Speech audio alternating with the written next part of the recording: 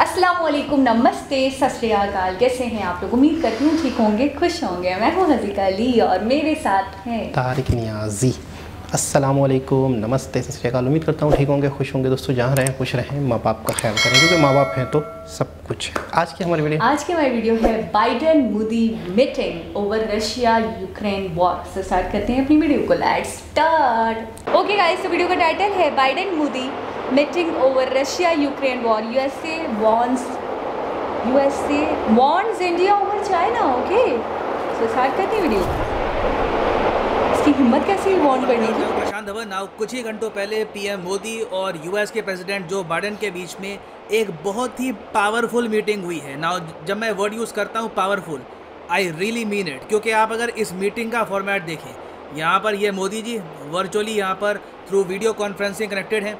ये यहाँ पर बैठे हैं जो बाइडेन, पीछे डॉक्टर एस जयशंकर, यहाँ पे हमारे रक्षा मंत्री राजनाथ सिंह, ये एंथनी ब्लिंकन यूएसए के सेक्रेटरी ऑफ स्टेट, फिर यहाँ पर लॉयड ऑस्टन यूएसए के डिफेंस सेक्रेटरी, फिर पीछे यहाँ पर बैठे हैं यूएसए के national security adviser Jake Sullivan, फिर यहाँ पर इंडिया के एम्बेसडर टू यूएस।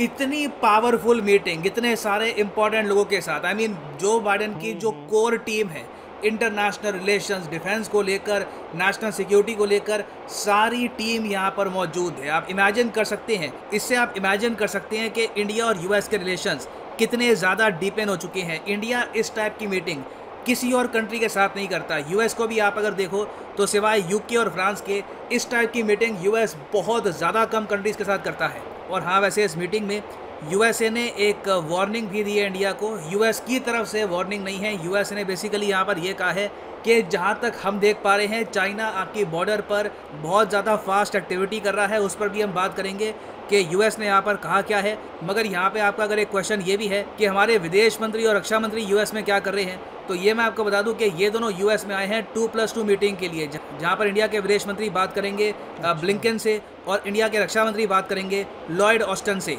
वैसे यहाँ पर मुझे ये भी ऐड करना पड़ेगा कि मुझे ये सब देख के काफ़ी एक सरप्राइज़ हुआ कि जो बाइडेन के पास आज के समय इतनी फुर्सत है कि ये भारत के विदेश मंत्री के साथ बातचीत कर सकते हैं, भारत के रक्षा मंत्री के साथ बहुत ही डीप लेवल की एंगेजमेंट कर सकते हैं। काफ़ी देर तक बात हुई है, काफ़ी घंटों तक इन्होंने बातचीत करी आपस में।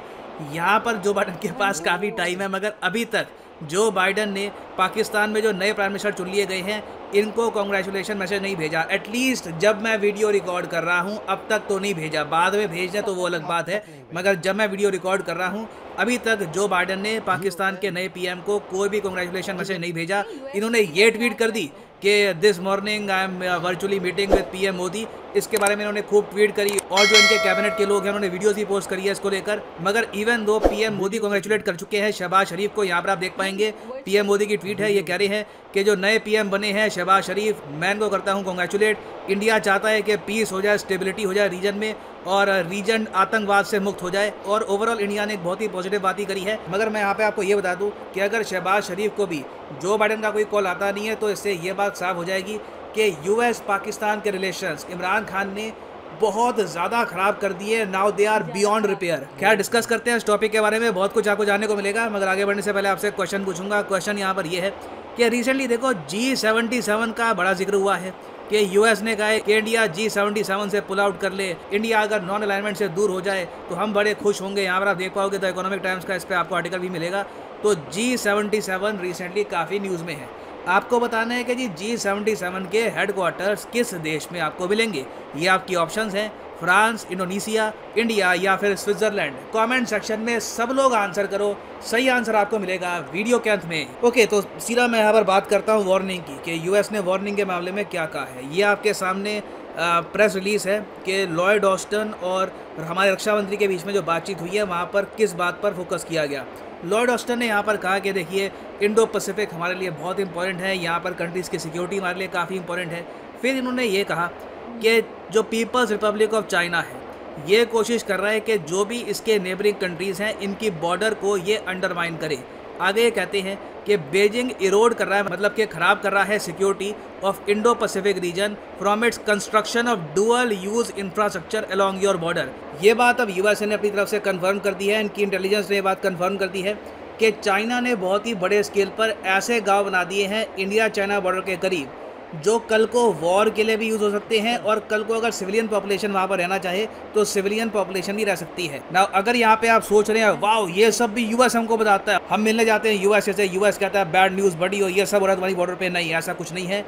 चाइना ये सब कर रहा है, इसके बारे में हमको आइडिया था। हमारे लेफ्टिनेंट जनरल मनोज पांडे इसके बारे में कह चुके हैं कि China is building dual use villages. हालांकि मैं ये कहूँगा कि यूएस ने अपनी सैटेलाइट से, अपनी इंटेलिजेंस से इसके बारे में एक प्रॉपर जानकारी दे दी है कि किस टाइप के विलेजेस हैं ये, क्या क्या चाइना की यहाँ पर कैपेबिलिटीज़ हैं, चाइना किस तरीके से इंडिया को डैमेज कर सकता है in case of small scale warfare.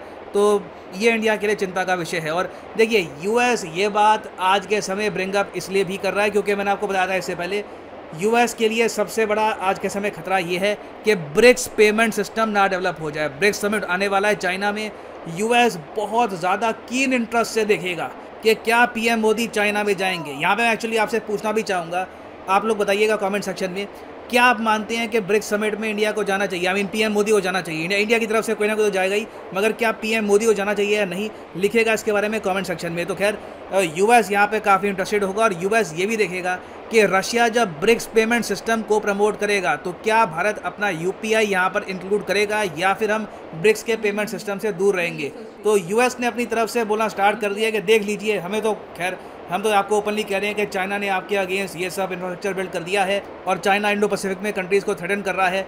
US और इंडिया दोनों एक दूसरे के साथ खड़े होंगे। और उन्होंने यहाँ पर ये भी एक सेंटेंस ऐड किया है कि हम आपके साथ खड़े रहेंगे as you defend your sovereign interest. तो यूएस इंडिया के साथ खड़ा है, ये बात ओपनली कह दिया यहाँ पर लॉयड ऑस्टिन ने।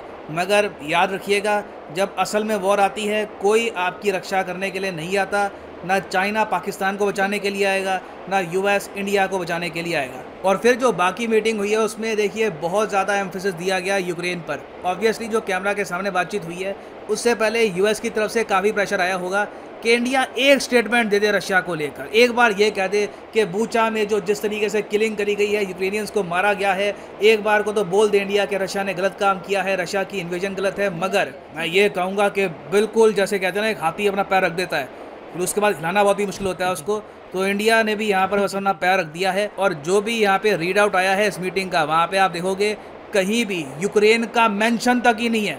जो यूएस का रीड आउट है वहाँ पे इन्होंने यूक्रेन का मेंशन किया, रशिया का मेंशन किया, रशिया को भुला भरा कहा। इंडिया ने कंप्लीट वाइप आउट कर दी सारी बात। मगर ऐसा नहीं है कि इंडिया बिल्कुल ही इनसेंसिटिव है बूचा की किलिंग्स को लेकर। हमने यहाँ पर कहा कि बूचा में जो हुआ है हम इसको कंडेम करते हैं, एक प्रॉपर इन्वेस्टिगेशन होनी चाहिए, इंटरनेशनल इन्वेस्टिगेशन, और फिर जो भी यहाँ पर दोषी पाया जाता है उसको सजा भी मिलनी चाहिए। हालांकि मैं बोलूँगा वॉर क्राइम्स में कौन दोषी था, किसने क्या किया था, इसके बारे में कभी प्रॉपर जानकारी मिल नहीं पाती, इन्वेस्टिगेशन कभी प्रॉपरली आगे एक नतीजे तक पहुँच पाती नहीं है। तो ओवरऑल मैं कहूँगा कि इंडिया ने एक न्यूट्रल पोजीशन रखी है, और इंडिया ने यह कहा है कि आप इस बात पर फोकस करिए कि हम लगातार यूक्रेन को एड भेज रहे हैं, हम फूड सप्लाईज, मेडिसिन सब कुछ भेज रहे हैं यूक्रेन को। और जो बाइडन ने ये बात एक्नॉलेज करी कि मैं हाँ मानता हूँ कि इंडिया ने लगातार एड भेजी है यूक्रेन को, और आज भी इंडिया की जो हेल्प है यूक्रेन को, it is helping their country. On that note, I want to welcome India's humanitarian support for the people of Ukraine who are suffering a horrific assault, including a tragic shelling in a train station last week that killed dozens of innocent children and women and civilians attempting to flee the violence. The United States and India are going to continue our close consultation on how to manage the destabilizing effects of this Russian war. And I'm looking forward to our discussions today, Mr. Prime Minister. Our continued consultation and dialogue are key to ensuring the U.S.-Indian relationship continues to grow deeper and stronger, delivering our people and our global good that we all are seeking to manage, particularly in your part of the world. जो last की कुछ lines थी मुझे लगा कि Biden की वहाँ पे बैटरी डाउन हो जाएगी, मगर बाइडन ने जो भी है सेंटेंस पूरा कर लिया। Great job Biden, we did it. But overall मैं कहूँगा देखिए, इंडिया ने ये भी कहा है कि हम लोग पूरा प्रयास कर रहे हैं कि पुतिन और ज़ेलेंस्की की एक मीटिंग हो जाए, क्योंकि इंडिया ने ये बात व्लादिमीर पुतिन को कह दी है कि देखिए 45 दिन से ऊपर हो चुके हैं, इतनी लंबी वॉर चल चुकी है, कई लोग मर चुके हैं, प्लीज़ एक बार बैठकर यूक्रेन की लीडरशिप के साथ बातचीत कर लो, देख लो कि कुछ अगर हल निकलता है यहाँ पर। तो इंडिया अपनी तरफ से जो भी एक पॉजिटिव रोल प्ले कर सकता है कर रहा है, क्योंकि देखिए यहाँ पर आग भड़काना आसान है कि ये गलत कर रहा है, वो गलत कर रहा है। नीड अभी के लिए है कि एक कंट्री पीस की बात करे, तो ये इंडिया का यहाँ पर अभी के लिए प्रयास है और यूएस ने भी इसको एक्नॉलेज किया है ना। वापस आते हैं अपने एमसीक्यू की तरफ कि G77 आजकल न्यूज़ में है, तो आपको बताना है कि G77 के हेडक्वार्टर्स कहाँ पर हैं। तो इसका सही उत्तर है ऑप्शन डी, स्विट्ज़रलैंड। G77 देखिए नॉन अलाइंड मूवमेंट से काफ़ी हद तक जुड़ा हुआ है। यहाँ पर वो सब कंट्रीज़ मेंबर आपको मिलेंगी जो किसी भी ग्लोबल पावर के साथ ज़्यादा अलाइंड नहीं होना चाहती। तो याद रखिएगा G77 हेडक्वार्टर्स इसके स्विट्ज़रलैंड में है, इवन दो स्विट्ज़रलैंड खुद G77 का मेंबर। एंड फाइनली यहाँ पर मैं ये भी ऐड कर दूँ कि अनअकैडमी का जो UPSC कॉम्बो कोर्स है वहाँ पे एक स्पेशल ऑफर स्टार्ट हो चुका है। कमेंट सेक्शन में जाइए, यहाँ पे आपको मिलेगा लिंक, इस लिंक पे करो क्लिक। और अगर आप एक बार लाइफ में UPSC एग्ज़ाम की प्रॉपर प्रिपरेशन करना चाहते हैं तो ये कॉम्बो कोर्स आप कर सकते हैं परचेज, जिसके अंदर आपका UPSC प्रीलिम्स, मेंस, ऑप्शनल तीनों की तैयारी हो जाएगी इन अ सिंगल परचेज। सिंपली यहाँ पे आपको क्लिक करना है पिक ए प्लान पर। और अभी देखिए जो ऑफ़र है यहाँ पे, पहली बात तो आपकी सेविंग होगी, उसके अलावा आपको 6 मंथ्स एडिशनल फ्री मिलते हैं 24 महीने के कोर्स में। तो अगर जी जनाब, अच्छा मुझे बिल्कुल भी आइडिया नहीं था। मुझे ऐसा लगा कि क्योंकि इंडिया शुरू से न्यूट्रल है, या तो फिर ये भी देखने को मिला है कि रशिया के बहुत हक में है और क्योंकि अपना दोस्त मानता है, साल की दोस्ती है, तो जाहिर सी बात है बुरे वक्त में कैसे साथ छोड़ सकता है। लेकिन फिर भी मैं ये कहूँगी ऑफिशियली कोई स्टेटमेंट नहीं दिया रशिया के ख़िलाफ़ अभी तक। अच्छा लेकिन न्यूट्रल है, ठीक है, लेकिन मुझे नहीं समझ में आया कि एड्स, फूड, ये सब भिजवाया जा रहा था इंडिया की तरफ से। देखिए मैं आपको एक बात बताऊँ, सबसे पहले तो आप अगर किसी एक की तरफ टोटली हो जाते हैं तो फिर मसला है, तो फिर आपको गलत नज़र से देखा जाएगा, आपको दूसरे पॉइंट ऑफ व्यू से देखा जाएगा कि आप टोटल रशिया की तरफ हैं। लेकिन दूसरी तरफ आप उस तरफ अगर जो लोग परेशान हैं, वहाँ फूड की ज़रूरत है और आप कर सकते हैं फूड का इंतज़ाम, उनकी ज़रूरत पूरी कर सकते हैं, तो आप एक तरह से उनके साथ भी अपना सपोर्ट का इजहार कर रहे हैं। लेकिन उनके साथ कौन सी वाली सपोर्ट कर रहे हैं? आप परेशान हो, अच्छा ये मैं नहीं कहूँगा कि जो आपको मार रहा है वो ना मारे, वो उसका अपना मसला है, ठीक है, उसके बीच में मैं नहीं आना उसके बीच में मैं नहीं आना चाहता। आपको परेशानी है, मैं आपका सपोर्ट कर रहा हूँ। जब बात की जा रही है तो वो इस बात पे नहीं आ रहा। हम ये देख रहे हैं कि इंडिया की तरफ से कोई ऐसा स्टेटमेंट नहीं आ रहा, या इंडिया इस बात पे नहीं आता दिख रहा कि जी रशिया गलत है और बुचा में बहुत बुरा हुआ है और यूक्रेन के साथ गलत हुआ है और इनको वॉर को रोक देना चाहिए। बल्कि वो इस बात पर आते हैं डायरेक्ट कि हम अमन, हम पीस चाहते, हम इस बहस में नहीं पढ़ना चाहते कि किसने गलत किया, किसने सही किया, कितना गलत हुआ, कितना सही हुआ, कौन मर गया, कौन जीत गया, इस पे नहीं आ रहे। वो वेरिफिकेशन करवाई जाए, वो करवाई जाए, जो दोषी साबित होगा, घोषित होता है, उसको सज़ा मिलनी चाहिए। और दूसरी बात ये है, मैं हैरान हूँ कि वीडियो में वैसे ही प्रशांत जी ने बता दिया कि दोषी कहाँ से पकड़ेंगे, किस क्रिमिनल को पकड़ेंगे, किस बंदे को पकड़ेंगे कि मारा वॉर में। अच्छा एक चीज़ और है, अभी कुछ दिन पहले हमने देखा कि चाइना के एक मिनिस्टर आए हुए थे, थोड़ा सा मक्खन भी लगा रहे थे, ठीक है ना, इंडिया अमेरिका की तरफ ना चला जाए, रशिया को ही, और कुछ ऐसे जुमले भी कहे थे कि जिससे उन्हें लगे कि हम साथ ही खड़े हैं, ठीक है। अच्छा वहाँ से USA खुद ये यहाँ के जो प्राइम मिनिस्टर हैं, सदर हैं पुतिन, USA के जॉन बाइडन खुद मौजूद हैं और इंडिया की बहुत बड़ी बड़ी शख्सियात से मिल रहे हैं और साथ में ही मोदी जी से भी वर्चुअल माने यानी कि वीडियो कॉल पे मीटिंग कर चल रही है। एक बहुत ही आला सतह की, इसे हम कहते हैं आला सतह की, थोड़ा सा बात क्लियर कर लूँ, आला सतह की मीटिंग।